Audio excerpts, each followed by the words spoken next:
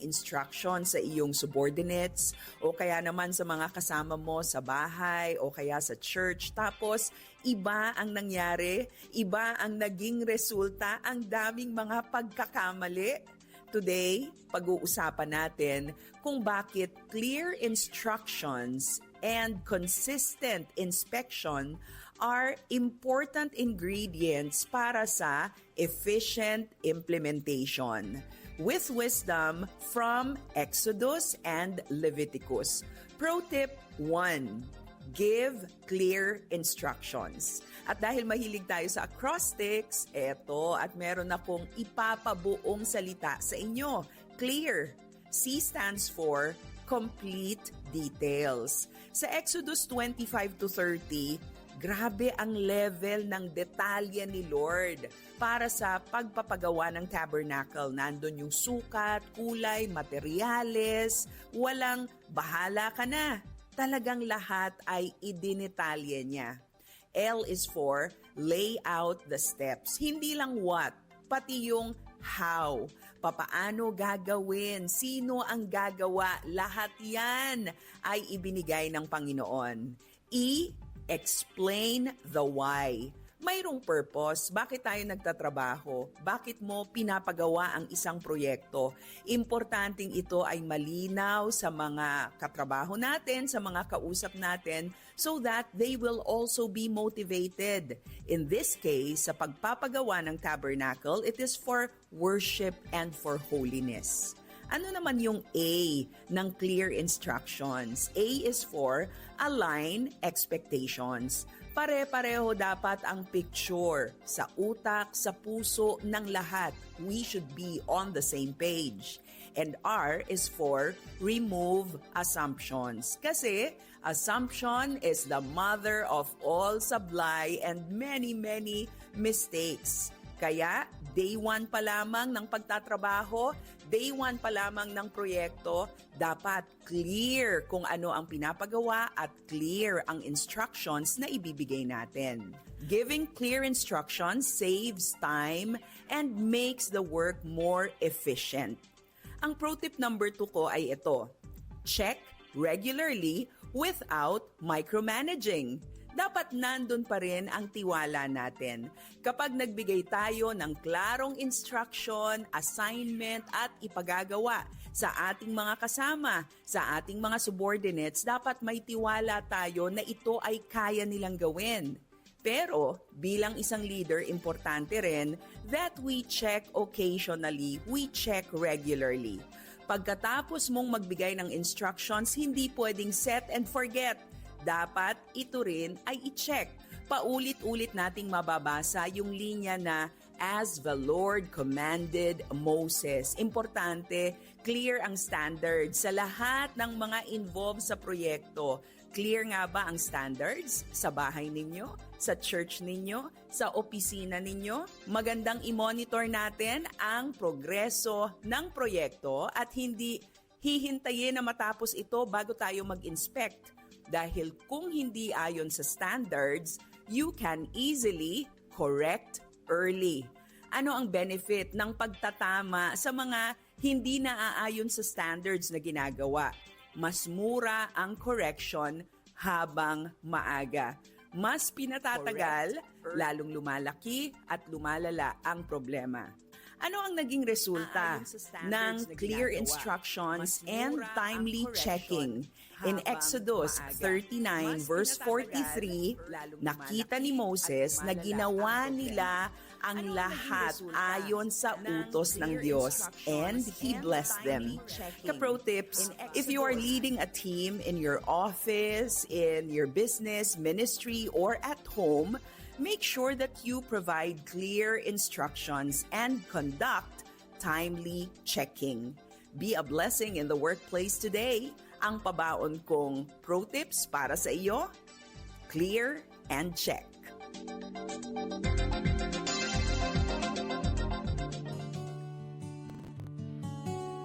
1116 DXAS, your community radio. Kasama sa araw-araw, kakwentuhan, kaagapay, kaibigan.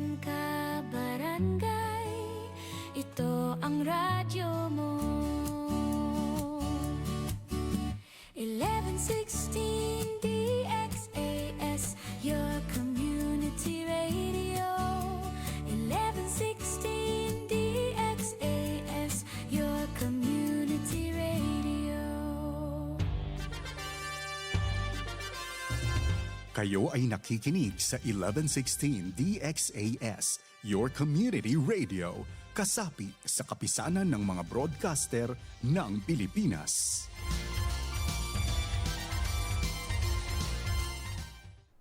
Ang oras sa buong Pilipinas, alas 7:06 na ng umaga. Alamin ang mga kaganapan at mga pinag-uusapan sa Zamba Sulta. Makibalita at makibahagi sa pagbabago at pag-unlad. Oras na, Zamba Sulta!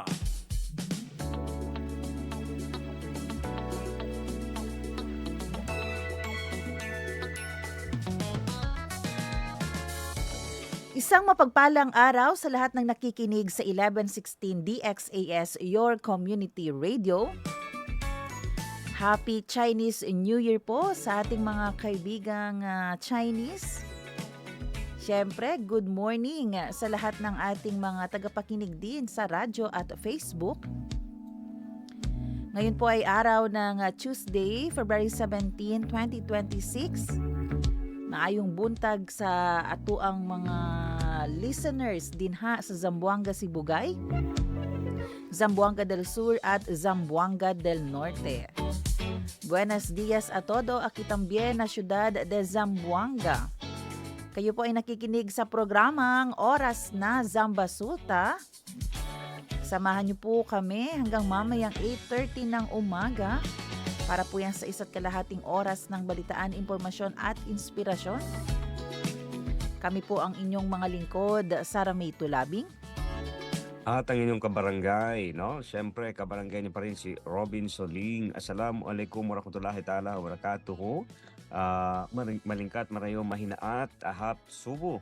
Salamat pagi, Sar, no? Sa ating mga kabarangay naman dyan sa Sulu, Basilan, Tawi-Tawi, at sa shoreline ng Sabah, Malaysia, no? Mapia-mapita sa mga kabarangay po natin dyan sa Palimbang, Sultan Kudarat, sa Cotabato, sa Upi, Maguindanao. At syempre, oo, ayan, no? Gonghe Pachoy ba yan? No? Oo, di ba? Ayan. Sa'yo naman, Sar. Kwan ngayon, ha? Di ba? Holiday. Yes. Kamusta ang biyahe? Kamusta ang Oo. second day ng Implementation. traffic scheme ninyo? Oo, wala kang babantayan kasi walang Walang masyadong biyahe. ngayon, mga vehicles kasi nga holiday. Ang gandang magbiyahe bin. Alam mo yung kahit 6:30 kasi pag 6:30 na dyan sa Putik, paglalabas ako, talagang paglabas mo pa lang, popondo ka na agad kasi nga traffic. Pero ngayon, dire-diretso lang talaga tayo. So talagang Dati. minsan, gusto ko talagang ma-experience, pwede bang everyday na lang yung holiday? Diba? Kasi walang traffic, walang masyadong usok. And then, mga 10 minutes nga talagang andito na tayo. Pero mahina lang ang ating takbo, syempre. Kailangan mag-ingat pa din tayo. Nagpe-pray, no, habang bumabiyahe. Huwag ka lang mag-close your eyes. Pag magpe-pray, delikado. Parang alam mo yun, parang ramdam natin yung feeling ng sa Manila, no, especially sa EDSA. Sabi ng pag walang traffic sa EDSA, talagang alam mo yun, no, ang gaan ng feeling ba? Oo. No, ganang Naku, pag ganyan pa naman, gustong-gusto yan ng mga tao na holiday na lang. Diba? Yung bang makaranas naman na hindi ipit sa kalsada. Ayan. So, good morning po muli, ha? Tama. Good morning sa lahat ng ating mga listeners. Good morning din pala, Bin, sa aking mga kasamahan na kabaro sa media kahapon.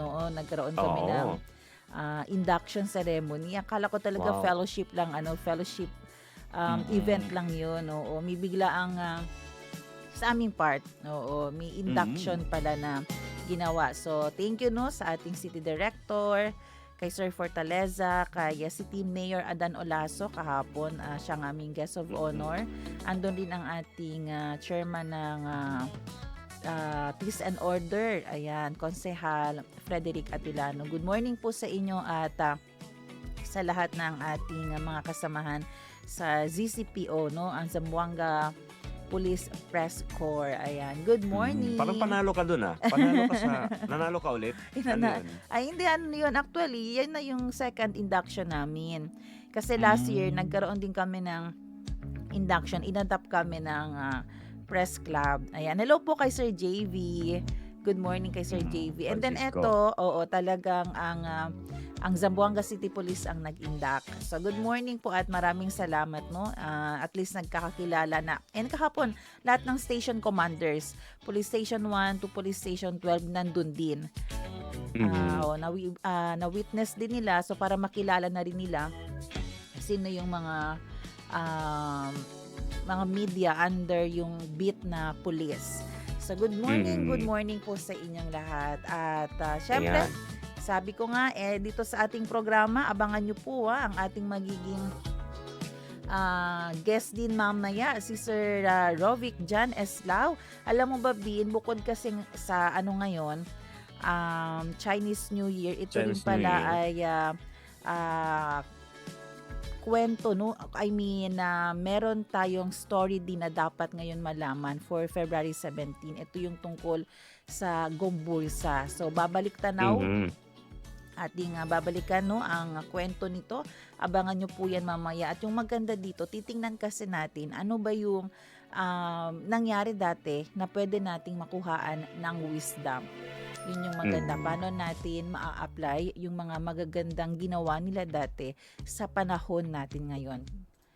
So, abangan nyo po yan mamaya sa ating programang o segment, Lingon sa Kasaysayan, Karunungan sa Kasalukuyan.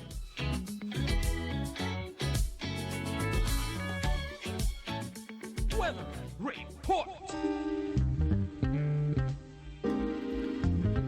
Ang amihan o northeast monsoon ay nakakaapekto sa hilagang bahagi ng Luzon. Ang easterlies naman ang nakakaapekto sa nalalabing bahagi ng bansa.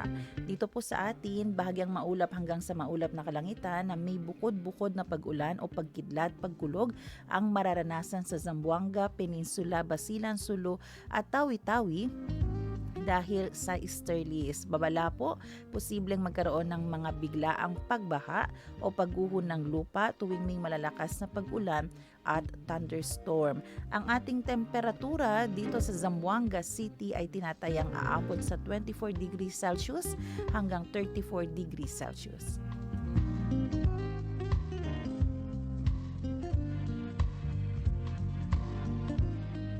We sing happy birthday to you, and may all your dreams come true. Happy, happy birthday. February 17, napaka-espesyal na araw dahil ngayon ay birthday ng aking father-in-law. Happy birthday, Papa Norman Tulabing. Oo, dyan sa Ipil. Syempre kilala yan bilang Pastor Norman Tulabing. Hello pa. Ngayong araw na ito ay officially senior na si Papa Norman. Wow. Happy birthday. Ayan. And happy birthday din kay Penny Love Perez. Dating kasamahan din natin to sa media. Happy birthday! Ayan, syempre sir, dito sa amin naman, no, sa bahay, happy birthday, no? Happy birthday kay tawag namin Neneng, no? Kay Jenny Ann Cole, birthday niya ngayon. Happy birthday! Happy birthday. Anong oras? Neng. Anong oras matutulog mamaya? Okay. Oh, may celebration mamaya. No, mga 11 p.m. 11 p.m. So, sorry na lang sa hindi member ng bahay, no, kasi kailangan yung umuwi na maaga. So 11 pa. Happy Ayan, birthday! kay Jum Raja Abdurasad. Hello, auntie. Dyan sa Santa Catalina at kay Ahmad Salyao, no, sa aking pinsan na angkol dyan sa Manila. Happy birthday. Happy birthday po sa inyong lahat and God bless you. Salita at tanong ngayon.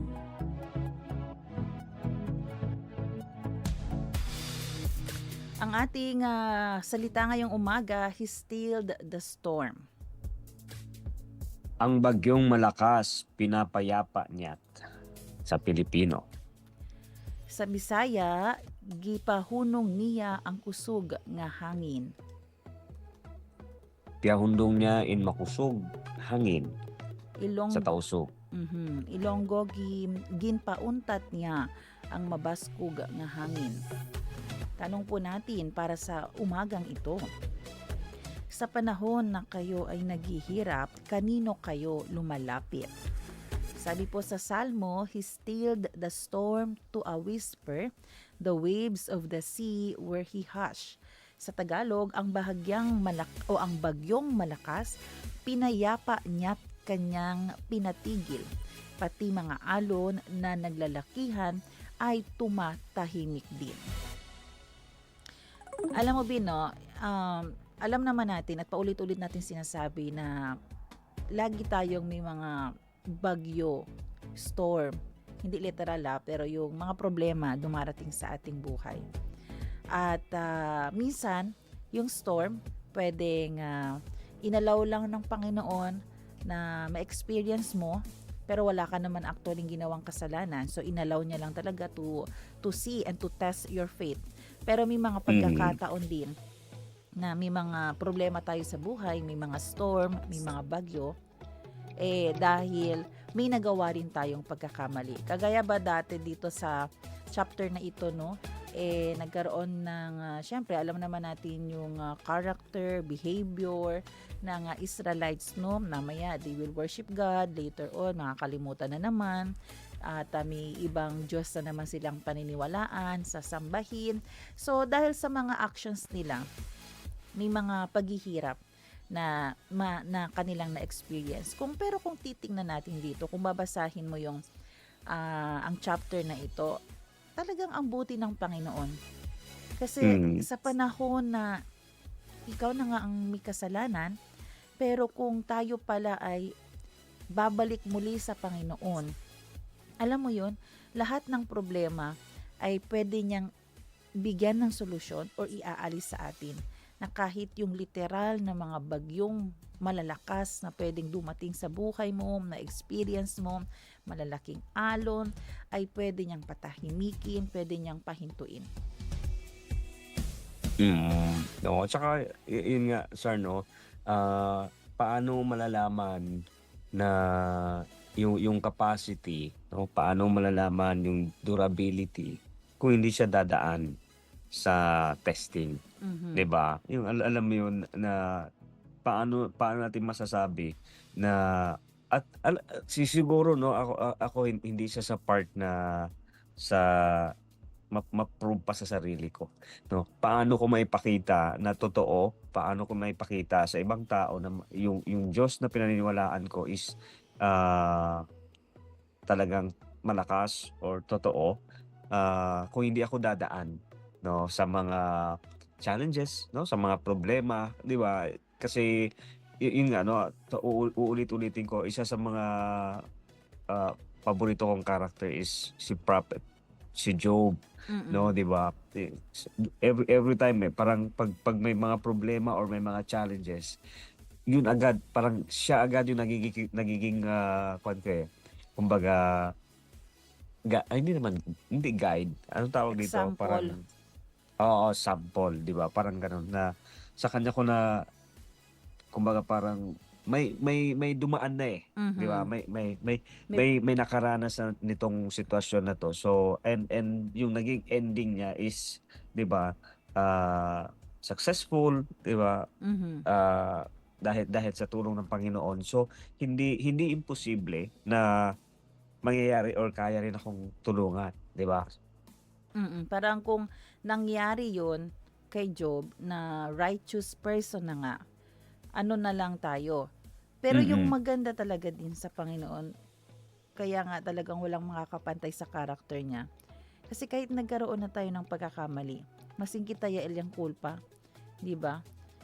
Tayo na yung rebellious. Pero the moment na babalik tayo sa Kanya, truly magre-repent sa ating mga kasalanan, lahat talaga ng mga malalaking bagyo sa buhay mo, lahat ng malalaking ang problema sa buhay mo, talagang kaya niyang pahintuin, kaya kanyang alisin dyan sa lugar na yan, kaya kanyang isave, kaya kanyang ilagay muli dito sa kanyang plano, 'di ba? Kasi minsan tayo lang naman ang hindi sumusunod sa plano ng Panginoon.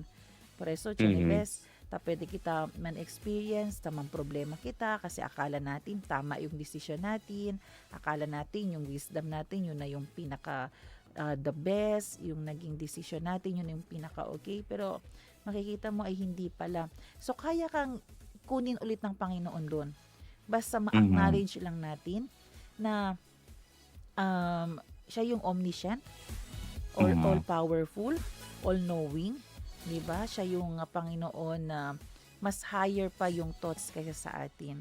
So sa mga tagapakinig natin na nakaka-experience kayo ng kahirapan, maybe kahirapan because of your wrong decision or kahirapan kasi wala ka namang ginawang pagkakamali, talagang tinest lang ang faith mo. Yung tanong, kanino ka lumalapit sa mga pagkakataong ito? Sino yung pinagkakatiwalaan mo na kayang magpatigil ng bagyo, magpatigil ng mga alon dyan sa buhay mo? Diba? Sino ang pwedeng mong takbuhan sa mga panahong ito? At lagi nating sinasabi, kahit siguro pinaka most influential person, dahil tao lang yan, limited lang yan, hindi talaga lahat maibibigay sa'yo ang solusyon sa buhay. Diba? Doon mo makikita na talaga limit lang ang tao. Talagang si Lord lang ang pwedeng pagkatiwalaan, si Lord lang ang pwedeng magbigay ng tamang solusyon, match pa kaysa sa solusyon na pwedeng ibigay ng tao. O kaya yung talagang siya, sabi mo nga na sir, no, 'di ba? Siya lang yung makakapagpakalma no ng anong unos or anong hangin, anong bagyo yung ating na-experience ngayon, no. Kumbaga, yun lang yung maganda doon eh. Hahayaan ka niyang magdesisyon hanggang sa makita mo na wala na talagang ibang solusyon kundi siya lang, ang Panginoon lang, no? So, yan sa mga kabarangay po natin, no, siguro tayo ay pagod, tayo ay nauubusan na ng idea, no? Paano ba to? Alam mo kahapon nga sir, no, narinig ko nga yung usapan namin pati ng isang kaibigan natin, no, especially sa business, 'di ba? Minsan nauubusan ka ng paraan, ng diskarte, pero yun na every time na parang nauubusan siya or nauubusan tayo and hihingi ka ng solusyon sa Panginoon, eh lagi may sagot. At yun ay ang 'di ba, ikakabuti sa atin. At again, no, alam mo isa sa mga magandang paalala sa atin sa panahon na problemado tayo, doon natin ipapakita sa ibang tao kung sino yung Panginoon natin. He O, will kasi laging never may fail you. solusyon. Oo. Ayan. Kaya muli sa ating mga tagapakinig, sino po ang inyong takbuhan sa panahon na kayo ay may problema? Yan ang ating salita at tanong ngayon. Zambasulta Balita. Oras natin mga kaibigan, alas 7:24 ng umaga. At para sa ating mga balita, nadagdagan pa ang bilang ng mga kumpirmadong nasawi sa trahedya ng MV Tricia Christine 3 matapos po makarecover ang Philippine Coast Guard Technical Wreck Divers ng isa pang bangkay kahapon. Ayon sa ulat, mula sa dive site na-recover ang labi ng isang lalaki bandang alas 2:34 ng hapon. Inilarawan ang biktima na nakasuot ng birding damit at maong pants. Agad itong dinala sa otoridad para sa tamang dokumentasyon at pagkakakilanlan. Dahil sa panibagong recovery na ito, sumampa na po sa kabuang 58 ang opisyal na bilang ng mga nasawi sa naturang sea mishap at kung saan naganap ito malapit sa Balok-Balok Island. Samantala, aabot naman sa 15 bangkay na ang na-recover ng PCG sa loob mismo ng nasabing barko. At ayon dito, itutuloy pa nila ang operasyon hanggang sa buong barko na ang kanilang masuri upang malaman kung meron pa bang ibang mga bangkay sa ilalim. Zambasulta Balita. Kasama sa natagpuan na mga labi mula sa lumubog na MV Tricia Christine nitong linggo ay ang kadeteng si Kyle Dave Punsalang. Si Punsalang ay isa sa mga crew member ng nasabing barko na na-recover matapos ang 20 araw na paghihintay ng kanyang pamilya. Mismo ang kamag-anak ng biktima ang nagkumpirma sa pagkakakilanlan ng katawan ng kadete. Habang nagluluksa ang kanyang pamilya na nanawagan ang mga ito sa isang masusing investigasyon para sa katarungan at pagpapabuti ng maritime safety protocols sa bansa. Zambasulta Balita. Sa ibang balita, formal nang itinurn over ng lokal na pamalaan ng Zamboanga ang 10 bagong units ng patrol car para po yan sa mga law enforcement agency. Naganap ang turnover ceremony kahapon at kung saan pinangunahan ito ni Mayor Kimer Adan Olaso. At ang pamamahagi ay ibinigay sa Zamboanga City Police Office na nakatanggap ng 5 units. 4 units naman para sa Joint Task Force Zamboanga at 1 unit para sa Philippine Drug Enforcement Agency o PDEA 9. Ang mga sasakyan ay nagkakahalaga ng 24 million pesos ay layuning mas makakapagbigay ng patrol visibility, mobility at mabilis na pagtugon sa mga krimen at operasyong pangseguridad para sa buong lungsod. Ayon kay Mayor Olaso, ang pondong inilaan para sa kagamitan ng mga otoridad ay bahagi ng commitment ng syudad na matiyak ang kapayapaan at kaligtasan ng mga Zamboangueño. Ginawa nga ang turnover ceremony kahapon natapos ang flag raising ceremony sa City Hall. Zambasulta Balita. Formal nang binuksan ang Zamboanga City Medical Center ang kanilang pinakabagong gusali, ang Central Block Tower 1, upang mas mapabuti ang serbisyo medikal sa rehiyon. Ayon kay Dr. Afdal Kunting, Medical Center Chief ng ZCMC, ang 5 palapag na gusali ay may kapasidad na mahigit 200 kama para sa mga pasyente. Matatagpuan sa loob nito ang mga sumusunod na departamento at pasilidad katulad ng Radiology Department, Surgery at Pediatrics Departments, Heart, Lung at Cardiovascular Imaging, Cath Lab at Neurosurgery Ward at Geriatrics Ward. Layunin ng bagong gusali na ma-decongest o mabawasan ang siksikan ng mga pasyente sa ibang wards at building, particular na ang naka-admit sa emergency room. Kakulangan sa personnel sa kabila ng pagiging operational ng gusali, ibinunyag ni Dr. Kunting na hindi pa rin ganap na magagamit ang mga ward dito dahil sa kakulangan ng mga nurse.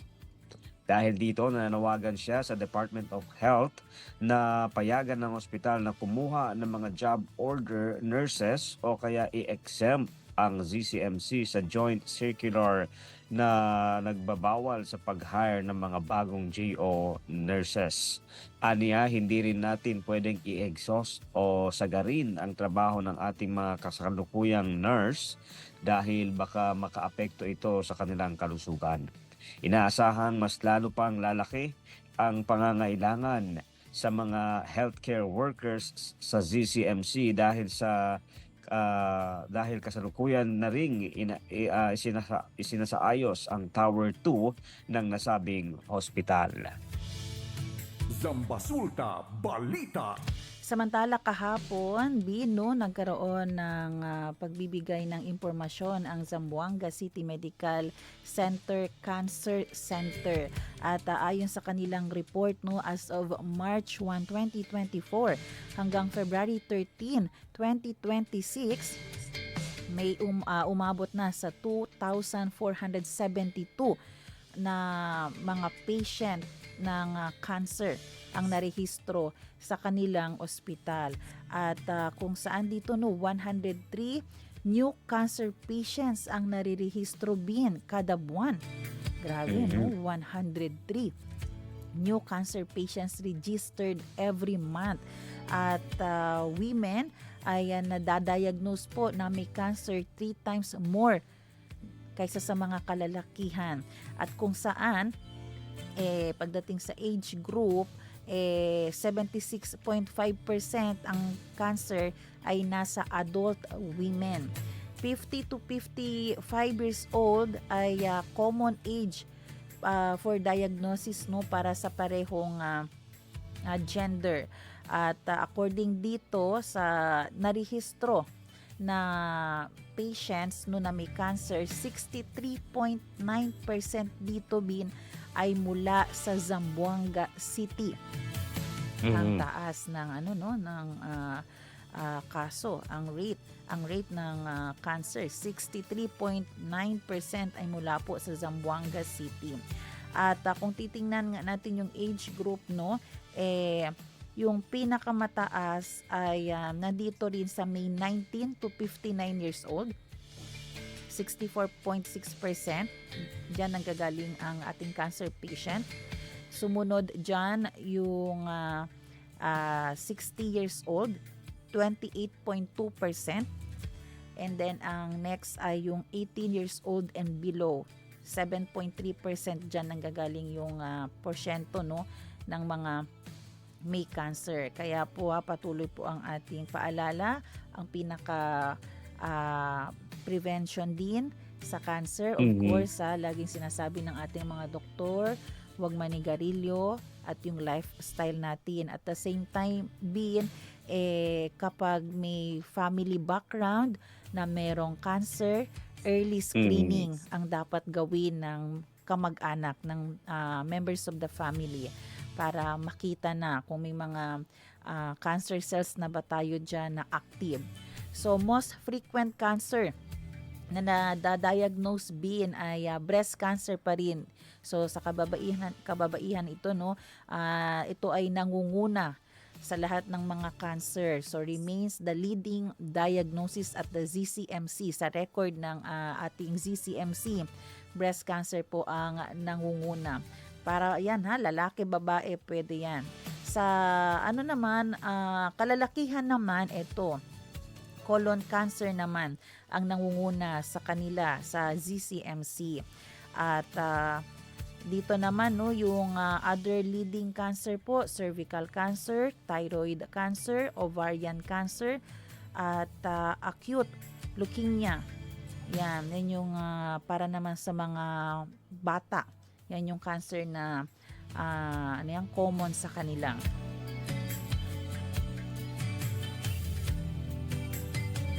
At ang kanilang treatment status, 49.6% have completed na yung cancer treatment.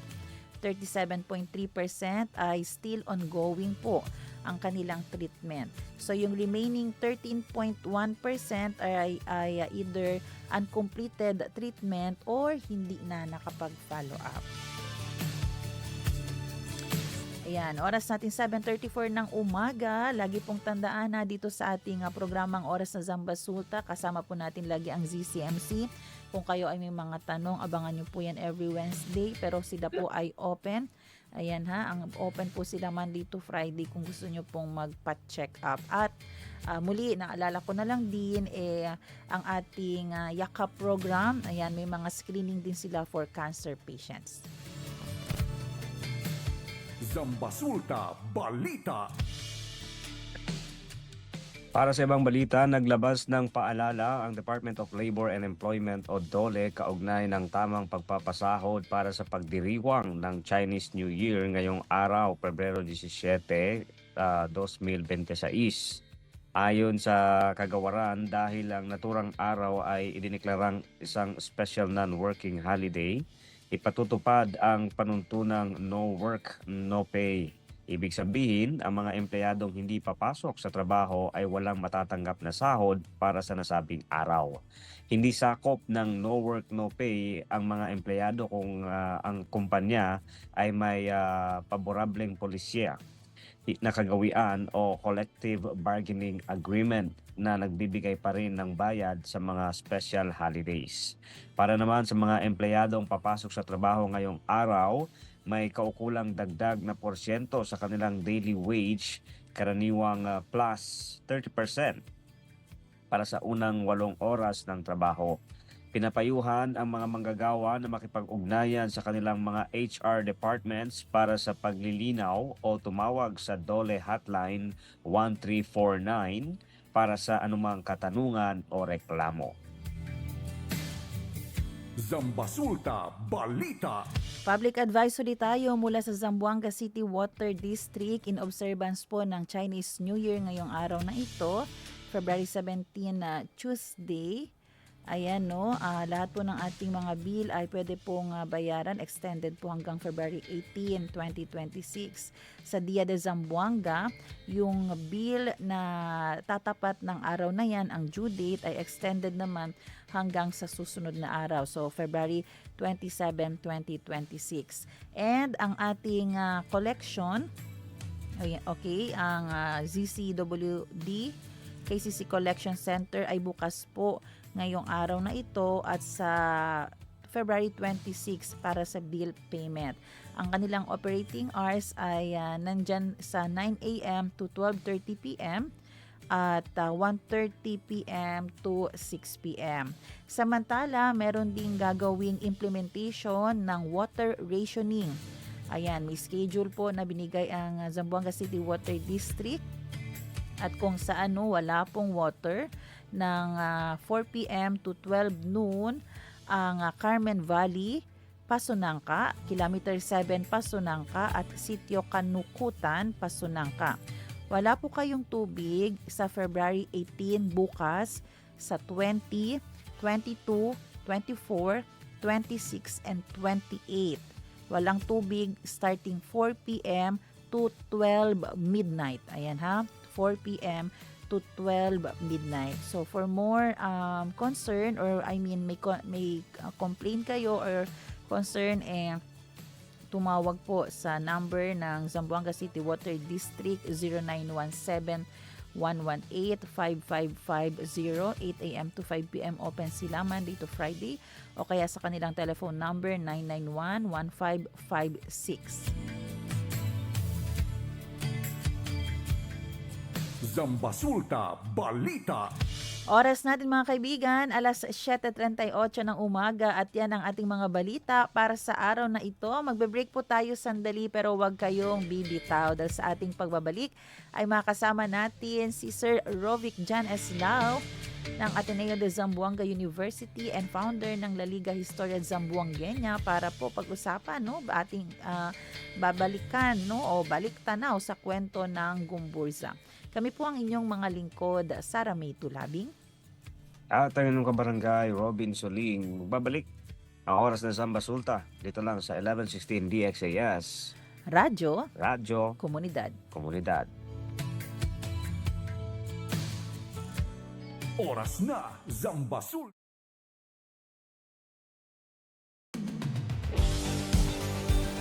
Pakinggan ang mga kwento ng nagbagong buhay sa pamamagitan ng mensahe ng pag-asang mula kay Hesukristo. On air, online, at on the ground. Ito ang The FEBC Report. Kasama si Luis Miguel Castillo, President ng FEBC Philippines. Hindi lang mga Pinoy ang naaabot ng ating broadcast.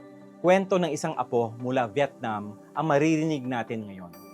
Ang kanyang lola ay naabot at na-touch ng ating shortwave broadcast. Nakilala ko si Yun Tan Tuan or Barnabas sa kanyang English name noong Missions Month Fair sa Union Church of Manila, my home church. Vietnamese student siya ng ethnic program sa IGSL. Full-time missionary din ng Go School Vietnam na umaabot at nag-e-equip sa mga underprivileged youth na maging Christ-centered leader. The gospel seed come to my family when my grandma is around the year of 1970, after 1975, after the communists take control of the whole country, and sharing the gospel and doing evangelism is still strictly prohibited in the country, and no one can go out to share the gospel at that time. A very strange signal with unusual news. Ganyan ang description ng kanyang lola nung unang marinig ang broadcast. Ito ang naging daan para ma-introduce siya sa mabuting balita. And later on, my grandma became a believer, and we found out that the news come from that radio channel is broadcasted from the Philippines. Ang gospel broadcast ay isang buto na naitanim sa kanyang puso. Hindi man agad naging believer ang kanyang lola through listening, lumago ang kanyang faith nang makasama ang iba pang mga believer. And she remembered like, oh, I heard this one before, this news before. And after that, she get involved into the local church. And the local church flourished her faith in Christ. Many Vietnamese people got saved through the radio at that time. Like many tribe and the Vietnamese people in general. Naaalala ni Barnabas kung paano naging faithful ang kanyang lola. Nagbabasa siya ng Bible at umaawit ng hymns sa kanilang bahay. Para sa kanyang parents noon, label o title lang ang Christianity. Ang steadfast faith ng kanyang lola ang naging dahilan para magbunga ang kanilang paniniwala. Ginabayan niya ang pamilya toward a genuine relationship with Jesus Christ. Indeed, God's work can reach well beyond such small beginnings. Sa Pilipinas, higit 40 ethnic languages ang inaabot ng ating shortwave broadcast. Ang ilan sa mga ito ay targeted sa Vietnam. Ang bawat broadcast ay parang buto na itinatanim sa puso ng bawat listener. At ang mga tumatanggap sa pananampalataya ay makakapagtanim na rin sa iba.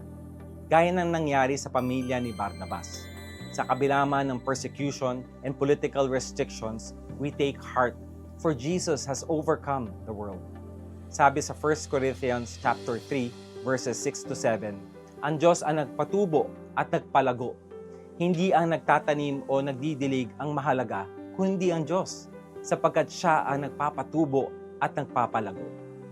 Hindi man natin makita ang growth immediately, but when we faithfully sow God's Word, we can be sure that it will accomplish what He pleases and will prosper where He sends it. Mission natin na gumawa pa ng mga programa na puno ng gospel seed na aabot sa loob at labas ng bansa. Kung aming mga programa ay nakatulong sa growth ng inyong faith, we'd love to hear your story. I-message mo kami sa FEBC Philippines Facebook page o mag-email sa info@febc.ph. To support FEBC's gospel broadcast and bring hope to more people, please visit febc.ph/give. Hanggang sa susunod, ako si Luis Miguel Castillo para sa The FEBC Report. Take care and abide in Christ. Napakinggan mo ang The FEBC Report. Para maging updated sa ating stories online, mag-subscribe na sa ating YouTube channel at i-follow ang ating Facebook at febc.ph. Maging kabahagi sa misyon ng Far East Broadcasting Company Philippines na ipahayag ang mensahe ng pag-asa ni Hesukristo sa mundo. Bisitahin ang aming website sa febc.ph/give. Salamat sa inyong suporta sa ministeryo ng Panginoon. Pagpalain po kayo ng Diyos.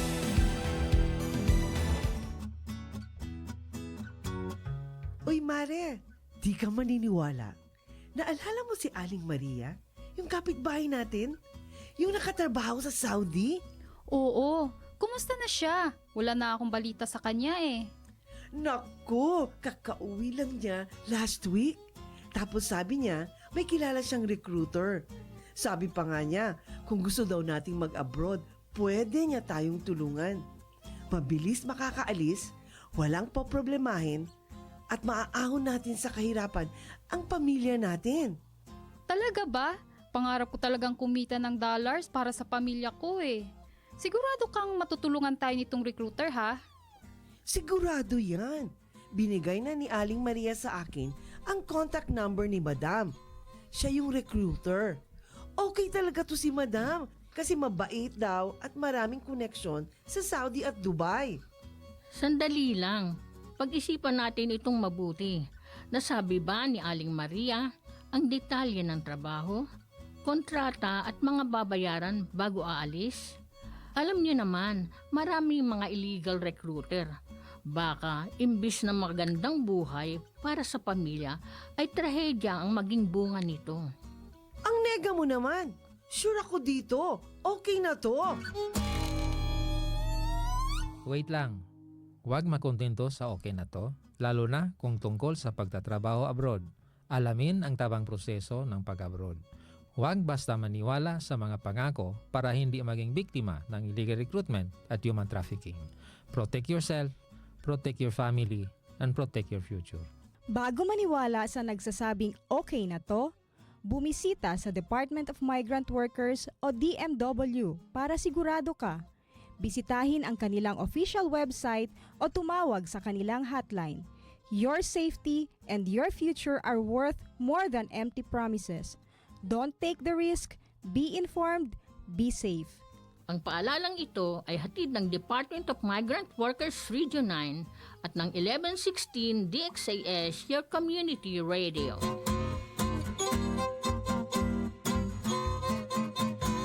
Oras na, Zambasulta!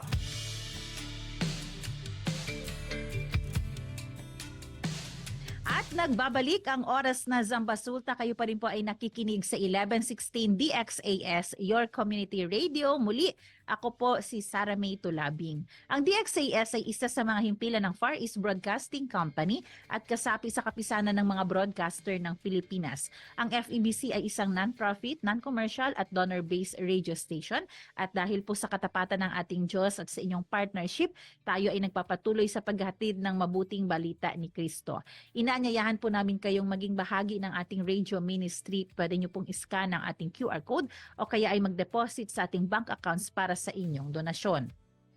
At para ma-acknowledge namin ang inyong donation ay magpadala po kayo ng mensahe sa amin. Muli, maraming salamat sa inyong partnership at God bless.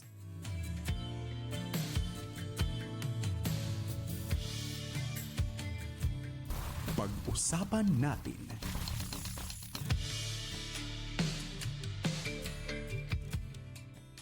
Ngayong araw ng Martes, nako magiging maganda po ang ating topic at ako po ay excited muli na siya ay mapanayam dahil medyo hindi po natin siya nakasama nung buwan ng Enero. Kaya excited tayo na muli siyang matanong tungkol po sa nangyari sa ating nakaraan. Pag-uusapan po natin ngayong araw na ito ang tungkol po sa kwento ng Gumburza. Balik tanaw sa kwento pong ito at narito po kasama natin via Zoom si Sir Rovic Jan Eslao, historian ng Ateneo de Zamboanga University and founder ng La Liga Historia Zamboangueña. Hello Sir Rovic, good morning, welcome back.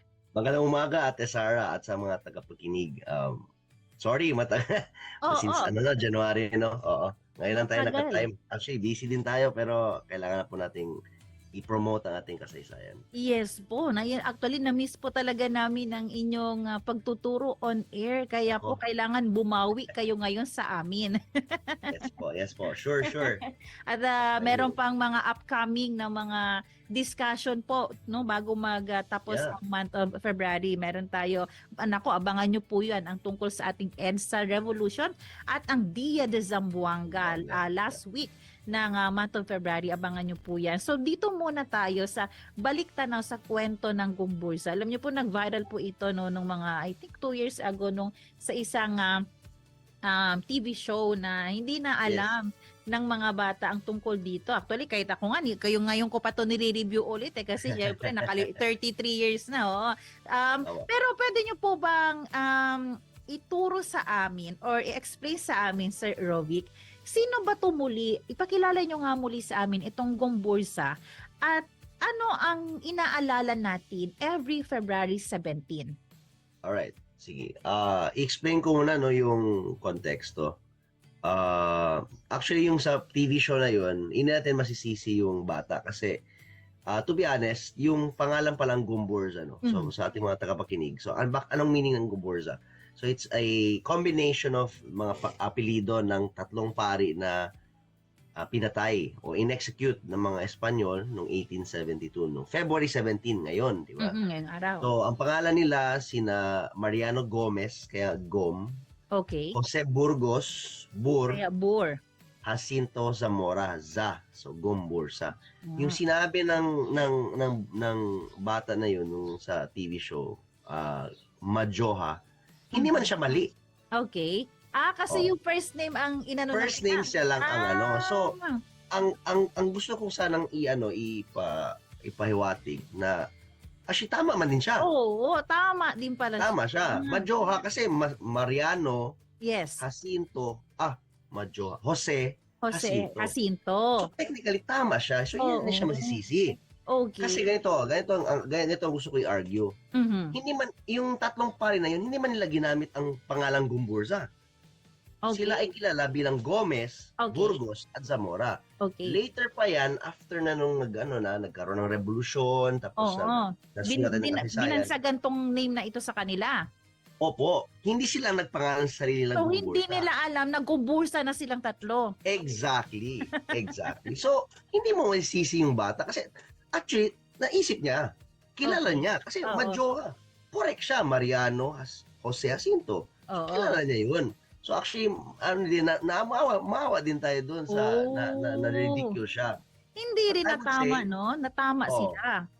Tama siya. As a historian, I would say tama siya. Yan na siya masisisi. Pero, So- kilala din po ba yung Madjoha po ba yung sinasabi nyo? Ang pagbasa nun? Kilala din po ba yan siya nakatumbas ng Ay, hindi. kilala ng Gumburza? Na hindi. Kasi yun na nga, Gumburza talaga yung naturo sa atin. Okay. Kaya ngayon, salamat sa pag-iimbita. Kailangan natin Oo. i-contextualize sino tong Gumburza at anong ginawa nila. Mhm, No, mhm. bakit sila tinawag na Gumburza at bakit ano bang aambag nila sa ating Mhm. kasaysayan. So, Mhm. una-una sa ano lang, sa honesty lang, no, we don't celebrate or commemorate in total, no. Aside from, of course, if you're from the NHCP or any universities that are connected to Gumburza, like UST, for example, they have commemorative activities. But as a nation, wala po tayong holiday Mhm, mhm. for the Gumburza. So, kasi kayo Pero, nga, Chinese New Year pa nga ngayon eh. Maski Oo nga, ngayon ko lang din na na kita na Chinese New Year. So hindi siya holiday ngayon dahil sa Gumburza. Yes. Na holiday siya ng Chinese New Year or Lunar New Year. Pero sige, balik tayo sa kasaysayan, no. Sa Gumburza, if gusto malaman ng mga ating mga tagapakinig about Gumburza, I would suggest reading Father John Schumacher, isang Jesuita, actually isang Amerikano na naturalize siya na Filipino. Marami siyang sinulat about Gumburza, especially the Cavite Mutiny. So I would like to frame everyone to the Cavite Mutiny kasi very important to na tagpo, no. So around 1860s, no. Mhm. So ito nangyari to. Nagkakaroon ng issue ng secularisasyon. So ano yung secularisasyon? So actually, religion issue to. No, I mean issue sa relihiyon, sa Kristyanismo dito sa Pilipinas na ang mga peninsulares at insulares, Mhm. no? So yung peninsulares yung mga taga Spain, insulares taga Pilipinas na pinanganak sa mga parents na Spanish, no?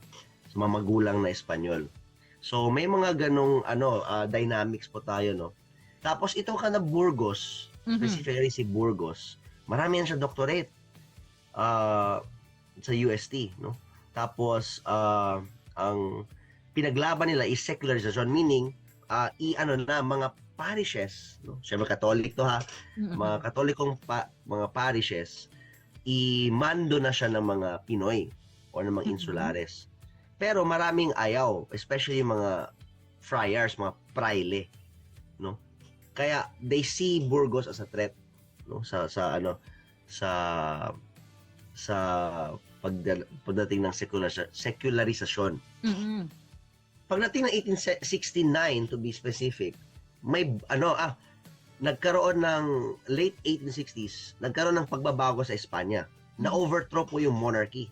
Mhm. Natanggal po yung reyna o reyna or monarch ng Spain. Na-replace po siya ng isang republic. Okay. So for some period of time, nag-domino effect. So yung bagong gobernador general ng Pilipinas, isang liberal, si Carlos Maria de la Torre. Mhm. Si de la Torre, oppose siya sa mga praile. And then, tawag ito, mas siya na yung issue ng secularization, parang pabor siya. Mhm. Tapos freedom of speech. So yun parang na basta na-oppose niya yung mga kapangyarihan na praile. So at one time nga daw, according to one source, na-inaugurate si De La Torre, kasama niya si Burgos sa carriage. So pero reserve sana yun sa Archbishop ng Manila. Pero hindi ang Archbishop, si Burgos ang sinama. So parang it creates a sense of message ba, may bagong parating changes coming, kumbaga. Tapos nagbago ulit kasi Governor Generals in the Philippines don't last long. 1871, tinanggal si De La Torre kasi may bagong na naman nangyari sa Spain. Ito mga conservatives na to, yung mga traditional. So pinalitan si Rafael de Izquierdo. Si Izquierdo baliktad. Tinanggal niya lahat ng reforms ng ni De La Torre. Kaya nung tinanggal niya, especially may isang reform na tinanggal niya na kasi before soldiers are expected to pay taxes, parang ganun. Tapos si De La Torre nilagay niya ng exemptions ang mga sundalo sa taxes na yon. Mga Pinoy na sundalo? Yes. Pagdating ni Izquierdo, tinanggal niya yung exemption. Okay. So nagka-rebellion. So yun na yung Cavite Mutiny. Okay. So January 20, nag-meet tayo ng January, no? January 20, 1872, nagkaroon ng Cavite Mutiny.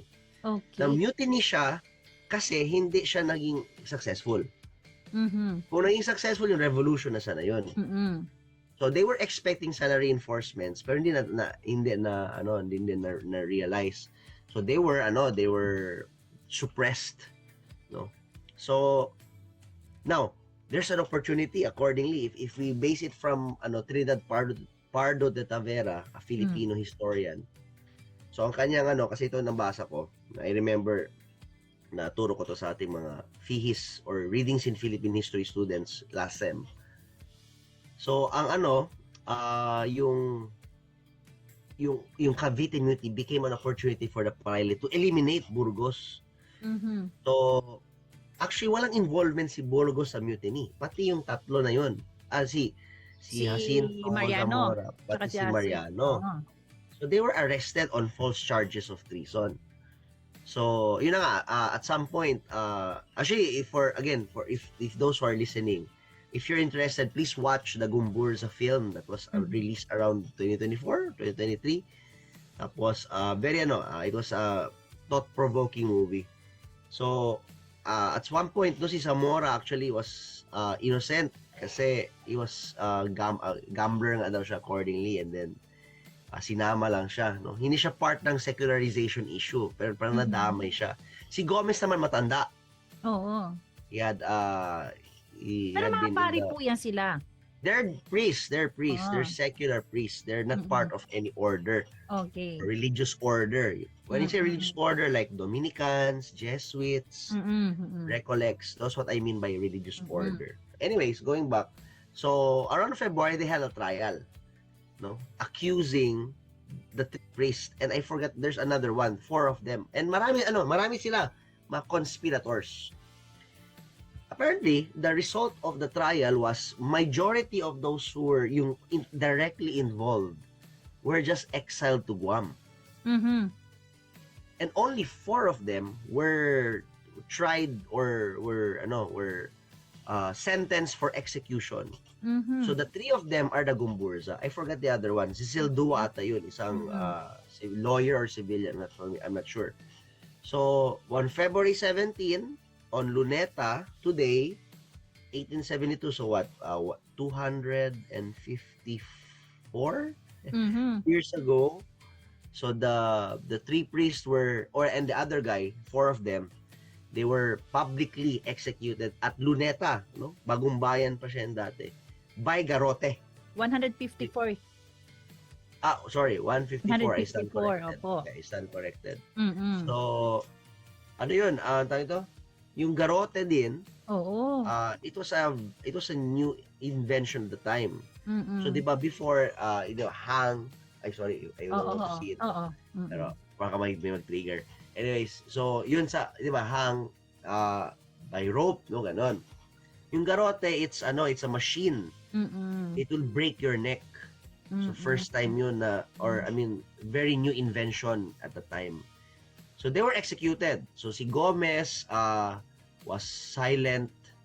Si Zamora accordingly was crying aloud like, I'm innocent. What? Parang nagawaras ba siya? Mm-mm. Mas lalo si Burgos. Tapos sinabi niya na, ano daw, there's no justice in this world. Tapos parang someone mentioned, even Jesus Christ was executed on false charges. So parang tahimik si Burgos. So parang ganun. So, and then, yan. So today, we commemorate their death anniversary. Mm-mm. Pero ano po talaga, Sir Rovic, yung pinakadahilan din ng Spanish para gawin nila yun? Tapos sa kanila lang tatlo, no, na inosente pa yun. Yun na. Again, balik na sa secularization, sa secularization issue. There were the opportunity exists to eliminate the threat, to eliminate the opposition, or the Kasi campaign. Outspoken po sila, nag-open up talaga. Si Burgos, yes. Oo. Pero Si yung Burgos, dalawa, nadamay lang pala talaga. nadamay yun sila, oo. Nadamay. Kaya marami din mga Pinoy na kasi they look up also to this priest. So, napukaw din ang kanilang sentiments, which later on, that's why very important po yung execution ng Gomburza, because one guy witnessed it and told his brother about it, and that brother wrote El Filibusterismo. No, doon tayo. So, may connection yun. And El Filibusterismo was dedicated to the memory of Gomburza. Gomburza, si Jose Rizal. Kaya si Rizal. So if tingnan nyo yung parang opening remarks ni Rizal sa El Filibusterismo, it's dedicated to the memory of the Gomburza. And dark ang El Filibusterismo. Ang theme niya. So parang may revolution na din doon ang part nun. So it goes to full circle. Kaya very important yung execution, because it created a series of chain of events. No? So for example, si Pasiano, yung kuya ni Rizal, nandoon sa execution. Sudyante siya ni Burgos. So, yun, may personal stake yun, no? May, yun, so, so when kasi si Pasiano, kasi malaking influence kay Rizal. Siya ang nagpaaral, siya ang nag-influence sa kanya, love your country and all, aside from the mother, of course. So, yun, if walang Gomburza, walang Rizal. Si Rizal naging pari. Actually, sa research ko nga, 11 years old si Jose Rizal nung nangyari yung execution sa tatlo. Exactly. Siyang. Ilang taon po siya nung sinulat? Siguro 30 na. Oo, so ilang taon na din po. No, ibig sabihin, nasa puso niya lang yung nangyari. Yes. Dalang-dala niya yun, ang execution, because it was unjust. Oo. Yung mga directly involved, pinatapon lang, hindi pinapatay. Pero yung pangapari na walang na hindi involved, sila pa ang pinatay. So the injustice is clear there. Pero may kagandahan nga po dun sa nangyari, no? Naging mas united po ba ang mga Pilipino? Mas nagkaroon... I would not say united, but pwede, they were united on a short term, no? Kasi later on, nagkawatak-watak man later on. But they have one enemy, no? They united with one enemy. Kasi the enemy of my enemy is my friend. So, ganun. So they're nagkaroon ng mga factions, and then they united into one enemy because of one enemy, which is Spain. Pero itong nangyari po sa Gomburza, nakikita po ba natin na nangyayari din po ito ngayon sa ating modern time? Oh, okay. Mahirap siyang itingnan ganun, no? Kasi iba din yung pinaglaban dati. Iba din yung ngayon. So parang ang labas nito kasi, Ate Sara, martyrs, no? So I'm not sure ngayon kasi wala namang death penalty ngayon. We don't have that right now. It's not allowed under our laws and constitution. Tapos pero some would frame others, for example, mga politicians attacking each other, if there are so-called character assassinations, they would frame it that way na, parang Gomburza kami, pinapatay kami, so black propaganda, impeachment, usually yung ngayon, no? So yung in terms of the same circumstances, Oo. I believe wala. Oo. Wala. Pero yung manner of, like oppression, silencing of opposition, just like what the Spaniards did to the Gomburza, to Mm-mm. Burgos specifically, baka meron ngayon, no? Depending on which colors you are referred to, or if let's say if you are pro Duterte, then yung impeachment against Sara, it's like an oppression. It's the oppression of the oppressor, which is the current administration. If you go to the other side, if you're anti-DDS or you're, let's say, pro BBM or Pink Lawan ba or what, ito yung tatay nyo nandun na sa Hague, ganon. So they oppressed he oppressed accordingly yung mga victims ng drug war. So depending on who you're asking, no? So but again, yun na, for example, yung nangyari kay Duterte ngayon sa The Hague, that's parang they would frame it like a martyr. Martyr si Duterte kasi he's tried by foreigners. So same thing din sa Gomburza. They were tried by foreigners. So depending on who you're asking, Ate Sara, no? Pero going back, that the situation is different. No? The circumstances are very different. So I would not equate them near Gomburza because Gomburza is a different case. Yeah. And of course, for the good, as what you have mentioned. Oo, tsaka parang nag-iba lang yung form ngayon, paano patahimikin ang opposition, depende nga po. Pero mas light lang ngayon kasi grabe po yung ginawa sa Gomburza, no? Parang Death Oo, iba live pa or yung- die. Oo, iba pa yung kung kay Jose Rizal ay firing squad, ito naman Firing squad. brutal din po paano ito. Brutal. Kasi neck yun eh. Oo. Unlike sa kay Rizal, paano lang man yun? One shot lang Oo, man yun. ito talaga Ito, gruesome death. dahan-dahan. Po. Yeah, dahan-dahan, exactly. So may suffering. Grabe. Ayan po. Pero meron din po akong gustong tanangin tungkol dito kay Jacinto Zamora kasi kanina nakafocus din po tayo Yeah, sure. kay Burgos. Ano po itong card game na kinikwento, sinasabi nila? At ano yung naituro nito na importance po sa atin, especially investigating the truth before judging others. Ano po ba itong card game ni Jacinto Zamora? Let me remember. Kasi, parang, accordingly, this is what I know, but I hope I will be corrected or if I'm mali ako, let me forgive me. But apparently, yung note na yun kasi may cryptic note yun, like, something about rebellion or what, or pag-aaklas, pero ano daw yun, parang code lang yun for their card game. So, na syempre, it's there na, it's prima facie evidence na yun ang ginamit ng mga Espanyol as, ano ka nga, part ka ng rebellion, di, tinanggal. Pero ano man daw yun, accordingly cryptic note lang yun, parang code ba? It doesn't mean literal rebellion. So yun na, again, as Filipino citizens, soon, especially, that's why we have, I believe in our police force, they're professional, in terms of checking out facts, no? The investigations, the truth, no? But yun na nga, depende pa rin din, no? Kasi in this kind of world, no, the truth, the truth is the first casualty of war. So maskin, like for example, let me connect it with the Iraq War, no? If you're familiar with the US-Iraq War in 2000, it was built on a lie. On the lie that Iraq has nuclear weapons, pero wala pala. So it was the justification of the US to invade Iraq, pero wala palang ano. So again, as I mentioned, the truth is the first casualty of war. Na ito naman, war to between the friars and the seculars. So bahala ng truth kasi ang they want is to eliminate the threat, the opposition. So if there's a will, there's a way. Accordingly, di ba?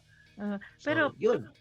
Parang ano po ba, nakakatakot na kasi yung truth pwede nang hindi paniwalaan. Kaya pa ba tayo depensahan ng truth? Ano po ang gusto niyong sabihin? Paano po ba? Paano tayo madedepensahan ng truth? That's why we need to talk more. We're protected by the Constitution, freedom of speech. And then it's in our Bill of Rights. So, all the more, no? Especially in this world na distorted na ang truth, no? We still, as Christians, no? Let me reframe this as believers, as Filipino Christians, no? In this world na currently where genders are what do you call this, are blurred, for example, no? Because we believe that God created male and female. So in this case, we need to stand our ground, no? Especially on the biblical truth. So we always speak about it. We need to say it. We need to be truth about it. But of course, with love. No. When I say love, it does not. It's open.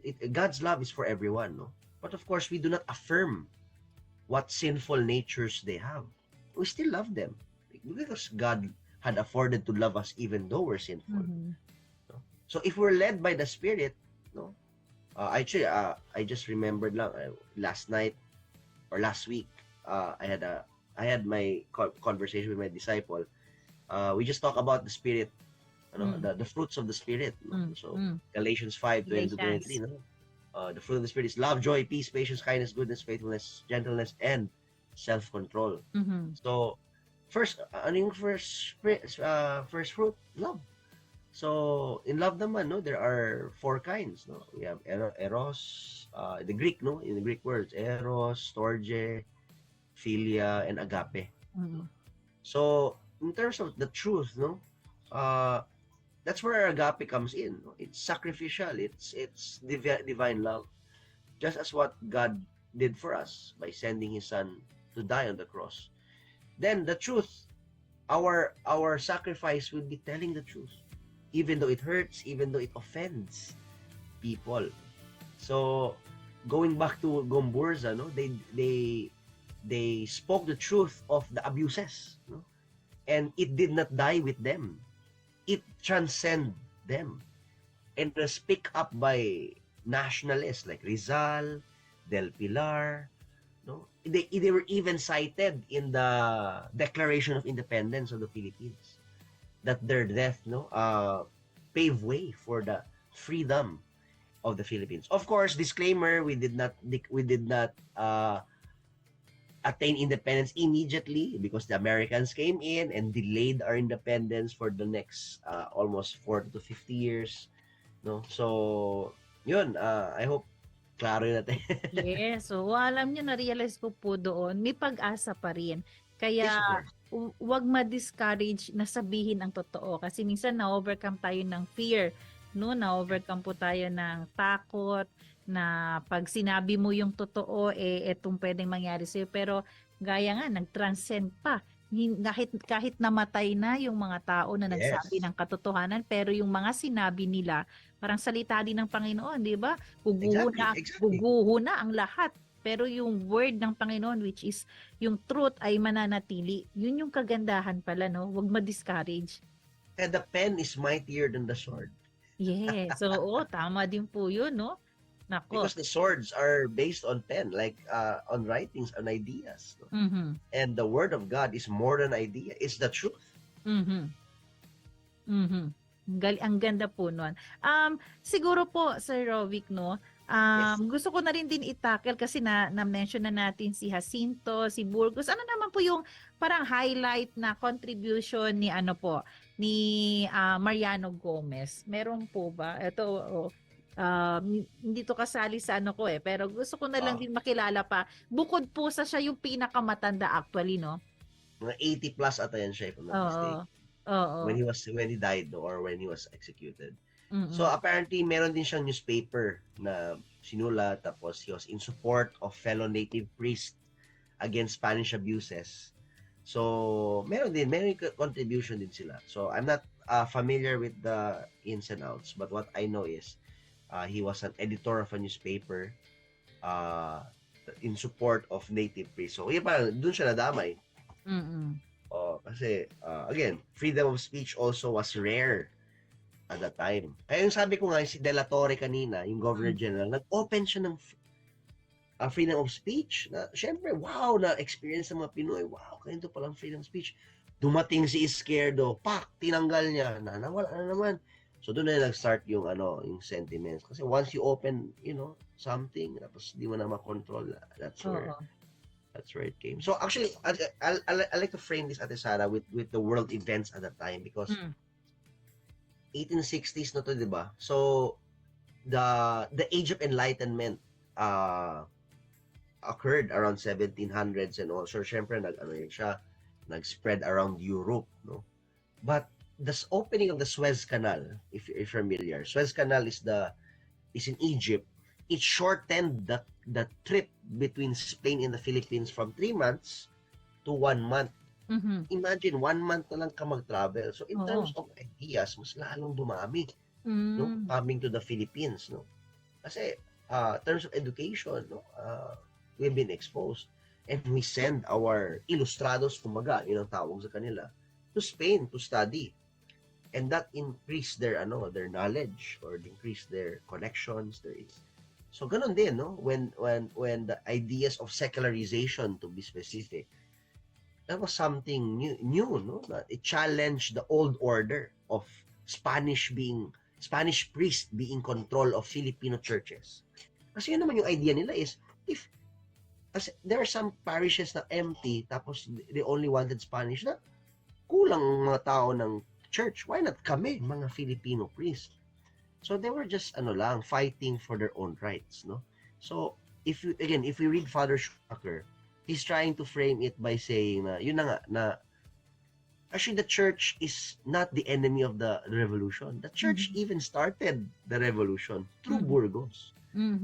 Or talk about the Catholic Church, no. So and then actually as Protestants also, we kinda, I'm not sure, but as a historian, parang this is my hypothesis, we can also be grateful to or at least connect ourselves with the Gumburza because, the revolution started because of the Gumburza, or at least inspired by the Gumburza. Because the revolution also allowed Filipinos to turn away from the Catholic Church and even adopted Protestantism. They even read the Bible. It was before only priests can read. So when the Americans came in, of course, the Protestant groups came here also. Some Filipinos, especially veterans of the revolution, who are alienated by the church, were converted to Protestants. So may din siya, may nuances din yun sa atin, especially for us Protestants. Ayan po. Pero yung Gumburza, may different background sila for sure. At kahit sa edad nakikita natin, magkaiba rin po sila. Basta youngest si Jacinto. Okay. Youngest si Jacinto. Si Burgos, marami, ito very educated, no? I'll read, no? Meron siyang Bachelor of Philosophy, Bachelor of Theology, licentiate or licensure in Philosophy, licentiate in Theology, Hello, Sir Rovic. So he's really the mind, no? He's really the brains. Sir Rovic, ulitin niyo po yung license. Nawala po kayo. Ay, sorry. Licentiate in Philosophy. And then? Licentiate in Theology. Okay, and? Doctor of Theology, Doctor of Canon Law. No, talino niya. Talino niya. Matalino talaga. Pero ano po kaya ang pwedeng, siguro kung dahil tayo ay karunungan sa kasulukuyan, anong wisdom po ang pwede nating makuha talaga dito sa kwento po ng Gumburza at paano natin ito ma-apply sa ating buhay? Okay.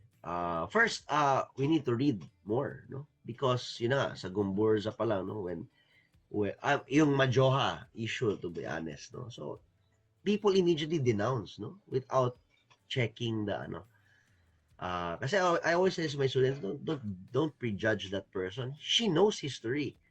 She even is correct by saying Majoha because although first names lang, Pero nakuha niya yung first name. Oo, So, oo. Tama kilala pa niya rin yung talaga. Gumburza. Siguro na-pressure lang siya sa time. Oo. Oo, na-pressure lang siya sa time. Parang may timer ata yun. So, let's not judge immediately, no? As, parang na-mention mo din to kanina na kay Zamora, na-judge na siya agad, na involved siya. So, as a historian also, or as students of history, kasi we're all students of history, hindi natin matanggal yan. All of us have our own history. For example, if you're writing a diary, you're already writing history. If you have business transactions, if you want to go receipts and all, it is already history. So, history is everywhere. So, we're all students of history. So, the fact that we can learn from Gumburza is that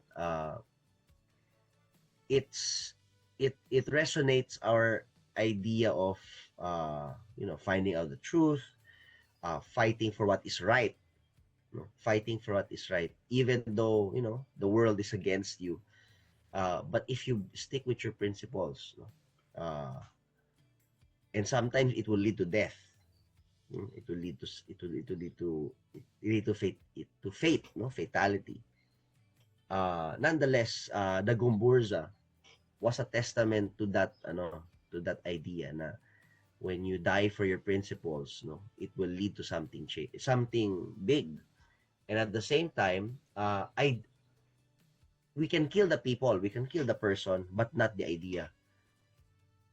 Kasi when you eliminate the maker of the idea, so the idea remains.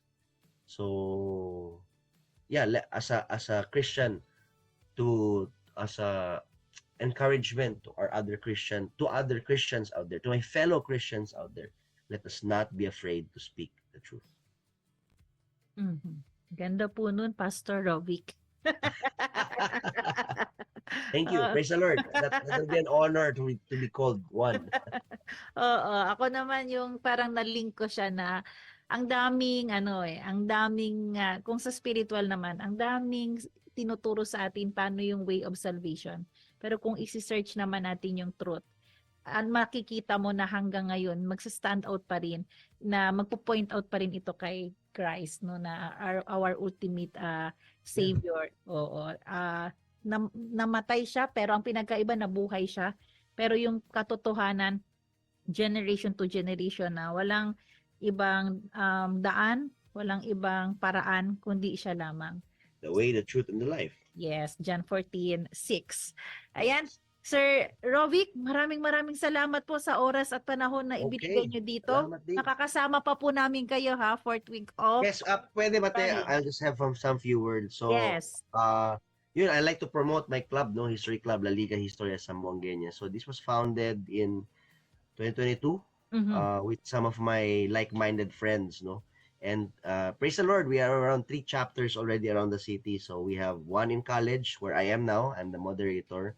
We have one in senior high school in Ateneo, and one in St. Joseph Foundation, St. Joseph School Foundation Incorporated. So if you're a member of if you're a student of those schools, please, if you're interested in history, please join us. Please just contact us. You can check our Facebook page. So kami naman, ito naman yung the branding, and at the same time, God willing, if for those teachers out there who are also love history, if you want to join us and to create chapters within your schools, please contact us at llhz.adzu sa Facebook namin. So yun, ito na yung daling kong identity, Ate Sara, for the rest of the year. So this is my first segment with you for this year, Yes. So, and I was just counting our segments. This is the 9th session that we had since we started. So wow, thank you, Ate Sara, and Ate Dang, if you're listening, thank you for having me. And let's continue to talk about history. So lingon sa kasaysayan. Ano ulit yun? Lungan sa kasulukuyan. Yun. Oo. May time po, Sir Rovic, baka pwede natin ma-discuss ang tungkol sa inyong chapters, inyong organization, para malaman din ng ating mga interested. Ano bang gagawin namin dyan? Ano bang okay. contribute? Ngayon na? Oo, next po siguro. Next lang. Oo. If ever, I will bring my students. Yes, opo. Yeah, so they will be the ones to witness kasi we already have done many things Ayun. together. So I believe they would be the ones promoting rather than me. I'm just the idea maker. Hopefully they will continue it after I die. I don't know when, but God willing. So, yun. Okay, maraming salamat po sa ating mga tagapakinig rin sa radyo at Facebook, sa ating technician Romel Paulino, Rolando Alfonso. Abangan niyo po ang susunod na programang Serbisyong OFW, Family Matters at Radyo Sincoman. Siyempre magkarinigan po tayo dito muli bukas alas 7 ng umaga kasama po ang Zamboanga City Medical Center. Muli, ako po si Sara Mito Labing nagpapaalalang posible ang pagbangon at pagbabago, tayo po ay maging bahagi ng solusyon ngayon. Sama-sama tayong umaksyon dahil oras na Zambasuta.